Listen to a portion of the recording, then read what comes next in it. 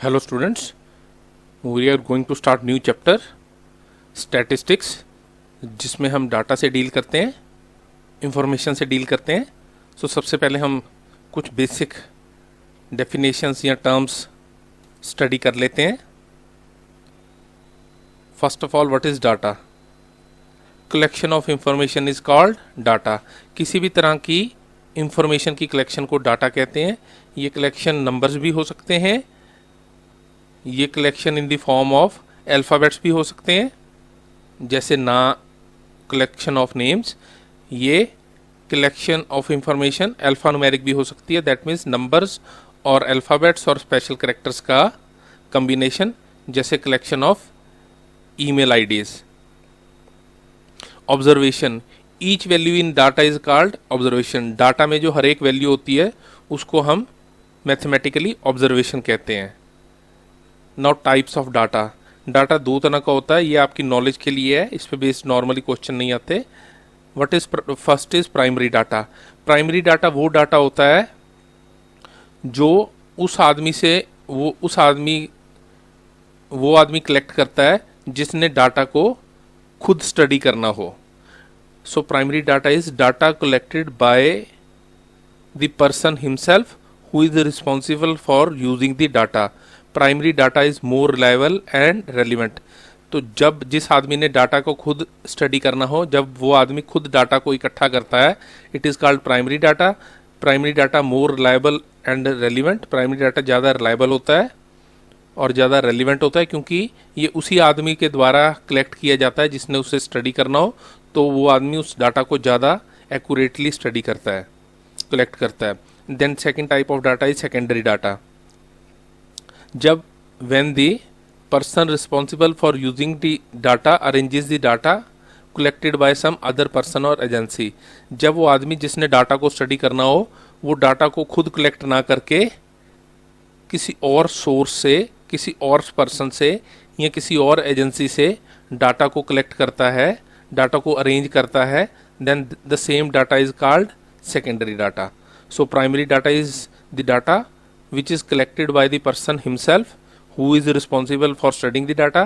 जब डाटा वो आदमी जिसने डाटा को स्टडी करना हो वो खुद डाटा को कलेक्ट करता है, then it is called primary data.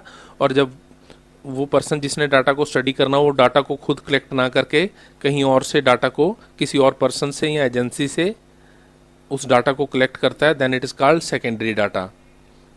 Now very important, arrangement of data. Data को किस किस तरह से अरेंज किया जा सकता है? There are 4 categories. First one is raw data. Raw का मतलब data as it is. So data is collected, then observations. Observations का मतलब वैल्यूज़, बिकॉज अभी हमने पढ़ा each value in the data is called observation. So data is collected, then observation may not be in any order, such data is called raw data. जब data को collect किया गया तो जो ऑब्जर्वेशंस हैं, जो वैल्यूज़ हैं, वो किसी ऑर्डर में ना होके रैंडम हो सकती हैं, एज इट इज़ हो सकती हैं। सो जब डाटा को कलेक्ट किया जाता है तो data as it is called is raw data. इसका एग्जांपल है, ये आप मान सकते हैं, ये 100 में से कुछ स्टूडेंट्स के मार्क्स दिए हुए हैं, 75, 35, 41, 41, 16, 28, 75, 45, 55, 25, 41 and so on.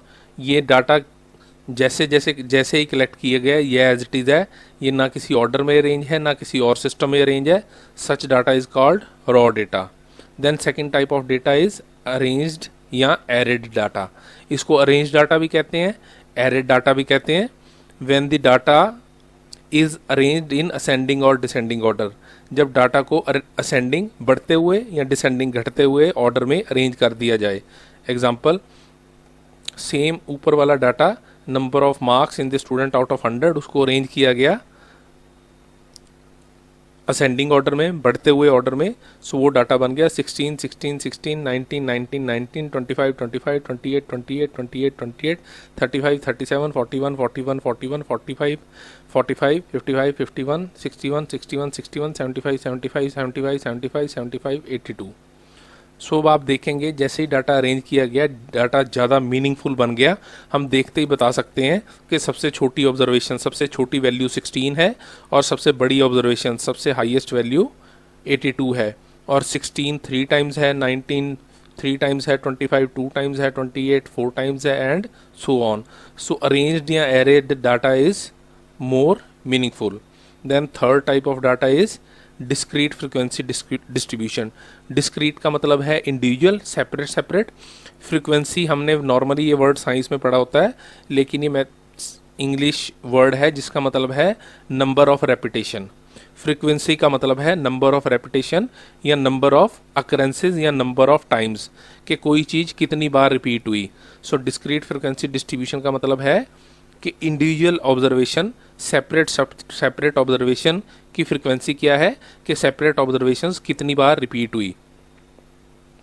When number of observation is large, then instead of mentioning same observation again and again, each observation is mentioned only once with its frequency. जब कई बार नंबर ऑफ ऑब्जर्वेशन बहुत ज़्यादा होती हैं तो हर ऑब्जर्वेशन को बार बार लिखने की बजाय हम ऑब्जर्वेशन को एक बार लिखते हैं और उसके आगे ये लिख देते हैं कि वो ऑब्जर्वेशन कितनी बार रिपीट हुई. दैट मीन्स हम ये लिख देते हैं कि उस ऑब्जर्वेशन की फ्रिक्वेंसी क्या है. फॉर एग्जांपल यहाँ पे हमने एक टेबल बनाया जिसका फर्स्ट कॉलम है ऑब्जर्वेशन, सेकंड कॉलम है टेली मार्क्स. ये जस्ट टू कैलकुलेट की ऑब्जर्वेशन कितनी बार है, और थर्ड कॉलम है फ्रीक्वेंसी. दैट मीन्स वो ऑब्जर्वेशन कितनी बार रिपीट हुई. तो सेम डाटा जो हमने रॉ डाटा और अरेंज्ड या एरेड डाटा में पढ़ा, अब डिस्क्रीट फ्रीक्वेंसी डिस्ट्रीब्यूशन में लिखा हुआ है. तो 16 को 3 बार लिखने की बजाय लिखा हुआ है ऑब्जर्वेशन इज 16, टेली मार्क्स 3, क्योंकि ये काउंट करके 3 टाइम्स है, फ्रीक्वेंसी 3 और ये 3 टाइम्स है. Then second observation 19, it is 3 times. Third observation 25, it is 2 times. Fourth observation 28, it is 4 times. Fifth observation 35, it is 1 time. So it is called discrete frequency distribution. Discrete का मतलब है separate, frequency का मतलब number of repetition distribution. That means एक observation को बार बार लिखने की बजाय हम ऑब्जर्वेशन को एक बार लिखते हैं और आगे उसकी फ्रीक्वेंसी लिख देते हैं. It is called discrete frequency distribution. This is third type of arrangement. And fourth is class या grouped frequency distribution. Fourth one is चाहे क्लास फ्रीक्वेंसी डिस्ट्रीब्यूशन कह लो, चाहे ग्रुप फ्रीक्वेंसी डिस्ट्रीब्यूशन कह लो. कई बार ऑब्जर्वेशंस इतनी ज़्यादा होती हैं कि डिस्क्रीट फ्रीक्वेंसी डिस्ट्रीब्यूशन में भी वो बहुत ज़्यादा होती हैं. तब हम हर एक ऑब्जर्वेशन को सेपरेट डिस्क्रीटली लिख के उनकी फ्रीक्वेंसी लिखने की बजाय हम कई ऑब्जर्वेशंस को ग्रुप में बना देते हैं और उस ग्रुप के आगे उस ग्रुप में आने वाली सभी ऑब्जर्वेशन की फ्रीक्वेंसीज का सम लिख देते हैं. इस बात का मतलब क्या हम देख लेते हैं. When data is too large even in the discrete frequency distribution, then observations are combined into groups or classes.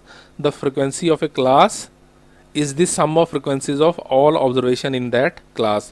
तो किसी क्लास की फ्रिक्वेंसी क्या होती है, किसी क्लास की फ्रिक्वेंसी होती है उस क्लास में आने वाली सभी ऑब्जर्वेशन, सभी वैल्यूज़ की टोटल फ्रिक्वेंसी, सभी वैल्यूज़ की फ्रिक्वेंसीज का सम. जैसे सेम डाटा को अगर हम क्लास फ्रिक्वेंसी डिस्ट्रीब्यूशन या ग्रुप फ्रिक्वेंसी डिस्ट्रीब्यूशन में कन्वर्ट करें तो पहला कॉलम है ऑब्जर्वेशन, दूसरा tally marks to calculate how many times it is repeated, और थर्ड कॉलम है फ्रिक्वेंसी. फर्स्ट ऑब्जर्वेशन है, पहली क्लास है 10 to 19. तो पहला ग्रुप या क्लास है 10 to 19, 10 से लेके 19 तक. 10 to 19 कितनी ऑब्जर्वेशंस हैं, इसमें वो ऑब्जर्वेशन आएंगी 10, 11, 12, 13, 14, 15, 16, 17, 18, 19.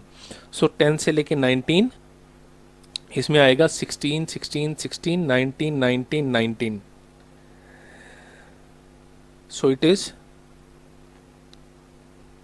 ये ऑब्जर्वेशन यहाँ पे लिखा हुआ है 3 टाइम्स है किसी डाटा में. देन 20 to 29 ये ऑब्जर्वेशन 9 टाइम्स हैं.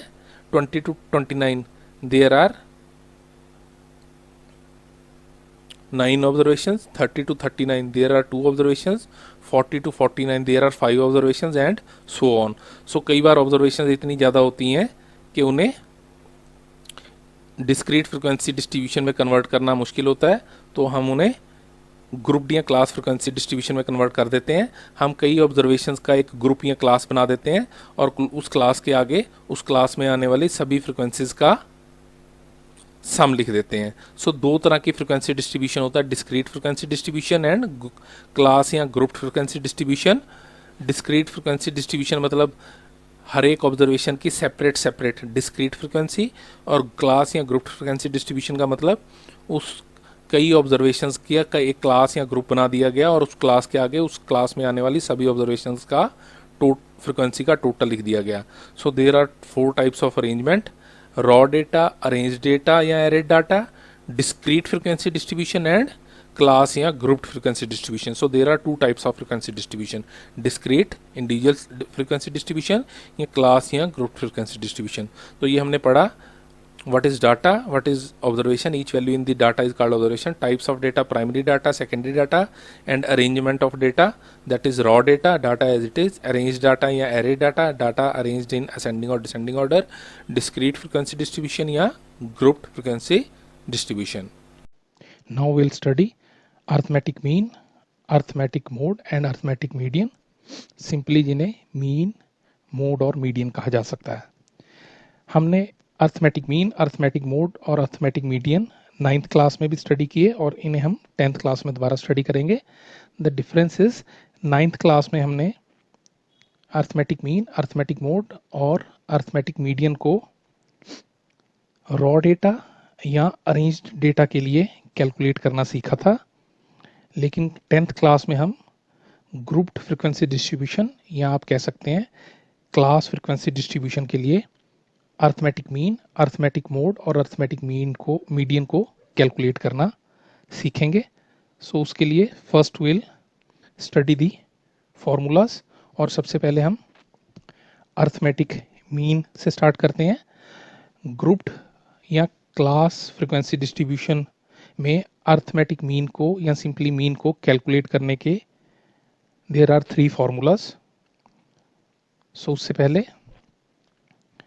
अरिथमेटिक मीन होता है the sum of observation divided by number of observation. ये हमने 9th क्लास में भी स्टडी किया. जो ऑब्जर्वेशंस, जो वैल्यूज का सम होता है, वैल्यूज का टोटल करके हम उसे divide by number of observation, that is कितनी वैल्यूज हैं, जितनी वैल्यूज हैं उस नंबर से हम वैल्यूज के सम को डिवाइड कर देते हैं and we get arithmetic mean. So there are 3 methods to calculate arithmetic mean in grouped frequency distribution या class frequency distribution. So arithmetic mean को कैलकुलेट करने के 3 फॉर्मूलाज हैं. Direct method, second one is shortcut या उसे assumed mean method भी कहते हैं, and third is step deviation method. So there are 3 methods. ये तीनों मेथड किसी भी क्वेश्चन में अप्लाई हो सकते हैं. ऐसा नहीं है कि एक मेथड एक पर्टिकुलर किसी स्पेशल टाइप के क्वेश्चंस में अप्लाई होगा, लेकिन हमें ये तीनों मेथड करने हैं. और अगर क्वेश्चन में ये मेंशन ना हो कि हमें कौन से मेथड से अरिथमेटिक मीन कैलकुलेट करना है, तो हम कोई भी मेथड यूज कर सकते हैं. So there are 3 methods: direct method, shortcut या अज्यूम्ड मीन मेथड या स्टेप डेविएशन मेथड. सो सबसे पहले हम इनके फॉर्मूला स्टडी करेंगे सिंबॉलिक फॉर्म में. सो ये डायरेक्ट मेथड है which is X bar is equal to sigma. ये जो सिंबल है ये सिग्मा है. Sigma I starting from 1. आप देख सकते हैं इस सिग्मा के बॉटम में आई इज इक्वल टू 1 लिखा है और इस सिग्मा के टॉप पे n लिखा है. So it is sigma I equal to 1 up to n. इसका मतलब आई 1 से स्टार्ट होके n तक जाएगा. अभी हम स्टडी कर लेंगे कि आई और n क्या है. So sigma I equal to 1 up to n F I x I divided by sigma I equal to 1 up to n F I. ये लेफ्ट साइड पे जो एक्स बार है ये अरिथमेटिक मीन या मीन का sign है. So अब हम इन सिंबल्स को स्टडी करते हैं कि आई क्या है, एन क्या है, एफ क्या है, एक्स क्या है और सिग्मा क्या है. नॉर्मली इन फॉर्मूलाज को अगर लिखा जाए तो इन्हें इतनी डिटेल में नहीं लिखा जाता. सिंपली लिख देते हैं सिग्मा एफ एक्स, जो कि इनकम्प्लीट है, जो कि पूरा सही नहीं है या सही ही नहीं है. सो आपको ये पूरा फॉर्मूला लिखना है. X bar is equal to sigma, bottom में I is equal to 1, top में N, F I x I divide by sigma, bottom में 1, आई इक्वल टू 1, टॉप में एन, एफ आई. और सेकंड शॉर्टकट या assumed mean method है sigma X bar that is arithmetic mean is equal to A plus sigma I equal to 1 up to N D I F I divide by sigma I equal to 1 up to N F I. And third step division method है arithmetic mean is equal to A plus H into sigma I equal to 1 up to N U I F I divide by sigma I equal to 1 up to N F I. अब हम study करते हैं ये आई क्या है, ये sigma क्या है, आई क्या है, एन क्या है, एफ क्या है, एक्स क्या है, डी क्या है, ए क्या है, एच क्या है और यू क्या है। सो सबसे पहले डायरेक्ट मेथड के सिंबल, हम फर्स्ट फॉर्मूला के सिंबल स्टडी करते हैं। यहाँ पे सिग्मा का मतलब है सम ऑफ, सो जहाँ पे सिग्मा लगाओ उसे आप सोच सकते हैं सम ऑफ। सो ये सम है एफ आई एक्स आई का, और एफ आई और एक्स आई का मतलब है एफ आई और एक्स आई का प्रोडक्ट, उनको मल्टीप्लाई करके जो वैल्यू आती है ये उन वैल्यूज का सम है। So sigma means sum of. Now X is observation, और हमें पता है ऑब्जर्वेशन का मतलब होता है value in the data. F is frequency, frequency का सिंपली मतलब है कि वो कोई ऑब्जर्वेशन या कोई वैल्यू कितनी बार डेटा में है, कोई वैल्यू या ऑब्जर्वेशन कितनी बार डेटा में रिपीट हो रही है। सो अगर कोई वैल्यू 3 बार डाटा में आती है, दैट मीन्स मान लीजिए 17, observation 17 is 3 times in the data, so उसकी फ्रीक्वेंसी होगी 3। Next I, I is position of the observation. I position है, किसकी पोजीशन, ये ऑब्जर्वेशन की, दैट मीन्स फर्स्ट ऑब्जर्वेशन है, सेकंड ऑब्जर्वेशन है या थर्ड ऑब्जर्वेशन है। फॉर एग्जांपल फर्स्ट ऑब्जर्वेशन हमें मालूम है, अभी हम देख रहे हैं कि ऑब्जर्वेशन को एक्स से रिप्रेजेंट करते हैं। सपोज डेटा में 10 ऑब्जर्वेशंस हैं, तो एक्स ऑब्जर्वेशन है और आई पोजीशन है, that means first observation will be x1, I1 होगा, that means I is representing position. So x1 is first observation, x2 is second observation, x3 is third observation, x4 is fourth observation, x5 is fifth observation, x6 is sixth observation and so on. So आप यहाँ इन formulas में देख सकते हैं जो I है ये x के सबस्क्रिप्ट में, उसके फुट में है, ये x के इक्वल नहीं लिखा हुआ, क्योंकि फुट में होने का मतलब है ऑब्जर्वेशन की पोजीशन। और उसी तरह से आई को आप एफ के सबस्क्रिप्ट में भी, दैट मीन्स एफ के फुट में भी देख सकते हैं, दैट मीन्स एफ के साथ भी आई पोजीशन रिप्रेजेंट कर रहा है। सो फर्स्ट फ्रीक्वेंसी होगी F1, सेकंड फ्रीक्वेंसी होगी F2, थर्ड फ्रीक्वेंसी होगी F3, फोर्थ फ्रीक्वेंसी होगी F5, fifth F4, fifth frequency होगी F5, सिक्स्थ फ्रीक्वेंसी होगी F6 and so on.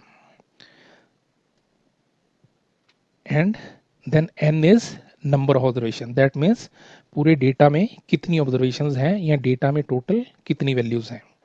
So sigma का मतलब है sum of x is observation, f is frequency, i is position, n is number of observation. अब आप direct method को दोबारा एक बार फॉर्मूला देखिए, ये है x bar which is arithmetic mean is equal to sigma I equal to 1 up to N F I x I divide by sigma I equal to 1 up to N F I.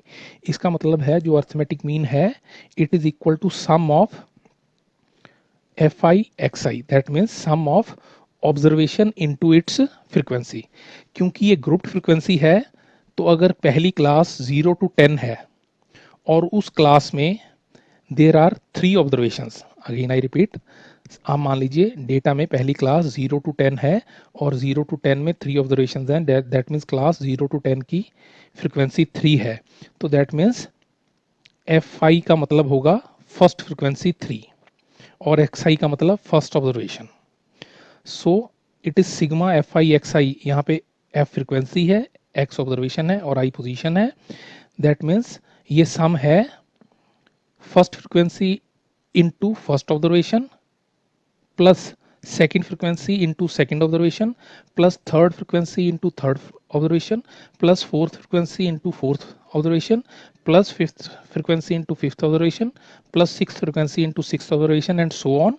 और कहाँ से, यहाँ पे sigma के नीचे i equal to 1 लिखा है, that means i 1 से स्टार्ट होगा, दैट मीन्स फर्स्ट पोजीशन 1 होगी, क्योंकि हमें मालूम है i पोजीशन को रिप्रेजेंट कर रहा है, तो दैट मीन्स पहली फ्रीक्वेंसी और पहली ऑब्जर्वेशन के प्रोडक्ट का सम होगा, और कितनी फ्रीक्वेंसी और कितनी ऑब्जर्वेशंस के प्रोडक्ट का सम होगा, तो सिग्मा के ऊपर n लिखा है और n हमने अभी स्टडी किया, it is number of observation.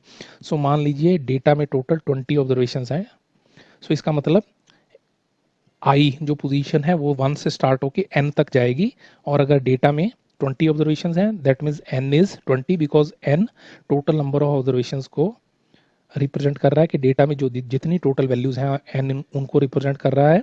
So that means position 1 से स्टार्ट होके वहां तक जाएगी जितनी नंबर ऑफ ऑब्जर्वेशंस या नंबर ऑफ वैल्यूज हैं इन द डेटा. सो मान लीजिए डेटा में 20 ऑब्जर्वेशंस हैं या कह लीजिए 20 वैल्यूज हैं. सो दैट मीन्स ये सम होगा first of the frequency into first observation plus second frequency into second observation plus third frequency into third observation plus fourth frequency into fourth observation and so on up to 20th frequency into 20th observation, because अगर 20 observation या 20 values हैं then n will be 20. सो इसका मतलब है ये sum है frequencies और observations का, या फ्रीक्वेंसी और ऑब्जर्वेशन के प्रोडक्ट का, उनको मल्टीप्लाई करके जो वैल्यू आती है, फर्स्ट फ्रीक्वेंसी को फर्स्ट ऑब्जर्वेशन से मल्टीप्लाई करके जो वैल्यू आती है प्लस सेकंड ऑब्जर्वेशन को सेकंड फ्रीक्वेंसी को सेकंड ऑब्जर्वेशन से मल्टीप्लाई करके जो वैल्यू आती है, थर्ड फ्रीक्वेंसी को थर्ड ऑब्जर्वेशन से मल्टीप्लाई करके जो वैल्यू आती है, फोर्थ फ्रीक्वेंसी को फोर्थ ऑब्जर्वेशन से मल्टीप्लाई करके जो वैल्यू आती है, ये उन सभी वैल्यूज के प्रोडक्ट का सम है.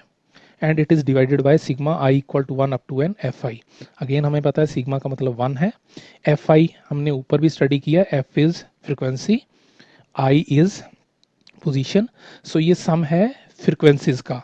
That means F1 is first frequency, F2 is second frequency, F3 is third frequency, F4 is fourth frequency, F5 is fifth frequency, F6 is sixth frequency and so on. So यहाँ पे ये होगा frequencies का sum. मान लीजिए there are 5 classes in the data और total उन 5 classes में total 20 observations हैं. That means अगर classes 5 हैं तो ये divided by 5 नहीं होगा. Once again please pay attention, ध्यान दीजिए, अगर डेटा में 5 क्लासेस हैं तो ये डिवाइड बाय 5 नहीं होगा, ये divide by sum of frequencies होगा कि हर एक क्लास की, मान लीजिए पहले क्लास की फ्रीक्वेंसी 3 है, सेकंड क्लास की फ्रीक्वेंसी 8 है, सो 3 + 8 11, थर्ड क्लास की फ्रीक्वेंसी 2 है, सो 11 + 3 13, फोर्थ क्लास की फ्रीक्वेंसी 5 है, सो 13 + 5 18, और फिफ्थ क्लास की फ्रीक्वेंसी 2 है, so 18 + 2 20, so it will be divide by 20. So sigma I equal to 1 up to N F i का मतलब है फ्रीक्वेंसीज का सम, ना कि नंबर ऑफ क्लासेस. क्योंकि अगर नंबर ऑफ क्लासेस 5 हैं तो इसका ये मतलब नहीं है कि ऑब्जर्वेशन 5 है, क्योंकि एक क्लास में एक से ज़्यादा ऑब्जर्वेशन होती है जिसे हम फ्रीक्वेंसी कहते हैं, that is number of observations. So हमें ऑब्जर्वेशंस का सम करना है, टोटल ऑब्जर्वेशंस का सम, या हमें फ्रीक्वेंसीज का सम करना है. That means arithmetic mean x bar is equal to sum of sigma I equal to 1 up to N F I x I divide by sigma I equal to 1 up to N F i. So it is sum of frequency, product of frequency into observation divide by sum of frequencies. So this is first method. Then we come to second method. X bar, that is arithmetic mean, is equal to a plus sigma I equal to 1 up to n DIFI divided by sigma I equal to 1 up to n FI. So इसमें sigma I n और FI तो same है, इसमें जो different symbols हैं वो हैं A और D. यहाँ पे A का मतलब है assumed mean. अब ये assumed mean क्या होता है, हम जो डेटा में जितनी भी क्लासेस होती हैं उसमें जो क्लास मिड पोजीशन पे होती है, हम उसको रिप्रेजेंट करने वाले xi को हम a मान लेते हैं. सो मान लीजिए there are 5 classes in the data, so 5 का मिड पोजीशन है 3, सो थर्ड जो क्लास होगी हम उसके xi को a मान लेते हैं. और अगर 6 क्लासेस हैं, सो 6 का एग्जैक्ट कोई मिड पॉइंट नहीं है, सो 6 क्लास नंबर ऑफ क्लासेस अगर इवन है तो हम मान लीजिए 6 क्लासेस हैं, तो चाहे हम थर्ड क्लास या चाहे हम फोर्थ क्लास, ये हमारी मर्जी है, चाहे थर्ड क्लास या फोर्थ क्लास के xi को हम a मान लेंगे.